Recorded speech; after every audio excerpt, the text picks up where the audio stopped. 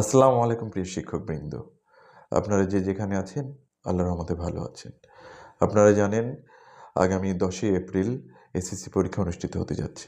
এবারের পরীক্ষায় আমরা সবাই আশা করি এবং বিশ্বাস করি সবাই নকলের বিরুদ্ধে সোচ্চার থাকব এবং নকলের কুফল সম্পর্কে সবাইকে অবহিত করব। এছাড়া আমাদের অনেক শিক্ষকই নকলের বিষয়ে যে আইন আছে, দেশে প্রচলিত আইন আছে, এই আইন সম্পর্কে আমাদের জানা নেই। তা আমি আশা করব আপনারা এই নকলের সাথে বা নকলের রিলেটেড যে আইন আছে এগুলো আপনারা অবশ্যই জেনে বুঝে পরীক্ষা হলে যাবেন। নকল শুধুমাত্র যে পরীক্ষার্থীর জন্য যে ক্ষতিকর তা নয়, এটা আমাদের পুরো শিক্ষা ব্যবস্থার জন্য ক্ষতিকর। আমরা একটি দুর্নীতিমুক্ত উন্নত দেশ গড়ে তুলতে হলে নকলকে এক্ষুনি বন্ধ করতে হবে। এখানে আমাদের সবাইকে ডিটারমাইন্ড থাকতে হবে। আপনারা ভালো করে জেনে বুঝে শুনে পরীক্ষা হলে যাবেন।